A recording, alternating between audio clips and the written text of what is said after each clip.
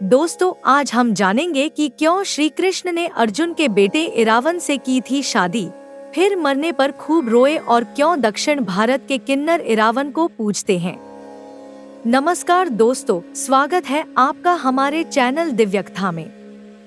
दोस्तों, महाभारत की कहानियां हम बचपन से सुनते आ रहे हैं, मगर महाभारत के कुछ रोचक किस्से भी हैं जो बहुत कम सुने जाते हैं। इनमें से एक है अर्जुन के बेटे इरावन की कहानी। श्री कृष्ण ने स्त्री का रूप धारण करके अर्जुन के बेटे इरावन से शादी की थी, फिर उसके मरने पर जमकर विलाप भी किया। दोस्तों, पांडुपुत्र अर्जुन की 4 पत्नियां थीं: द्रौपदी, उलूपी, चित्रांगदा और सुभद्रा। इरावन अर्जुन और उनकी दूसरी पत्नी उलूपी के बेटे थे। एक पौराणिक कथा के अनुसार एक बार अर्जुन ने द्रौपदी से शादी की एक शर्त का पालन नहीं किया, जिस कारण अर्जुन को इंद्रप्रस्थ से निष्कासित कर दिया गया और 1 साल के वनवास पर जाने का आदेश दिया जाता है। इस यात्रा के दौरान अर्जुन की मुलाकात एक नाग राजकुमारी उलूपी से होती है। अर्जुन इस कन्या से विवाह कर लेते हैं। विवाह के बाद उलूपी एक पुत्र को जन्म देती है, जिसका नाम इरावन रखा जाता है। इरावन के जन्म के बाद अर्जुन पत्नी और पुत्र को छोड़कर आगे की यात्रा आरंभ करते हैं। युवा होने पर इरावन नागलोक छोड़कर अपने पिता अर्जुन के पास आते हैं। अर्जुन के साथ वह भी महाभारत के युद्ध में शामिल हो गया। इरावन पांडवों की तरह ही बलवान और योद्धा थे। महाभारत के युद्ध में इरावन ने कौरवों की सेना के कई प्रमुख सेनानियों को मार गिराया। इरावन को अरावन भी कहा जाता है। दक्षिण भारत में किन्नर इरावन की पूजा करते हैं। हिंदू मान्यताओं के अनुसार एक ऐसा समय आया जब पांडवों को लग रहा था कि वे युद्ध हार जाएंगे। तब नरबलि की मांग उठी।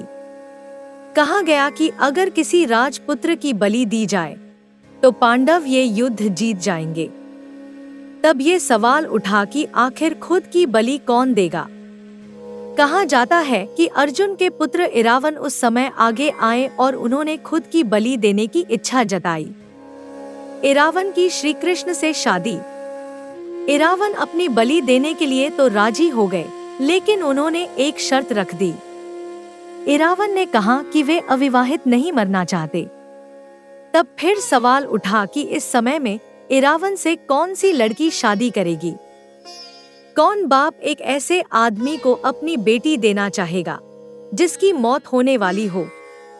कहा जाता है कि तब श्री कृष्ण ने मोहिनी का रूप धारण किया और इरावन से शादी कर ली। उन्होंने उसके साथ एक रात भी बिताई। फिर अगले दिन जब इरावन की मृत्यु हुई तो मोहिनी रहकर ही खूब विलाप किया। इसके बाद वे फिर से अपने पुरुष रूप में आ गए। इरावन को पूजते हैं किन्नर। दक्षिण भारत में कई जगहों पर किन्नर इरावन की पूजा करते हैं। तमिलनाडु के वेल्लुपुरम जिले में इरावन का मंदिर बना हुआ है।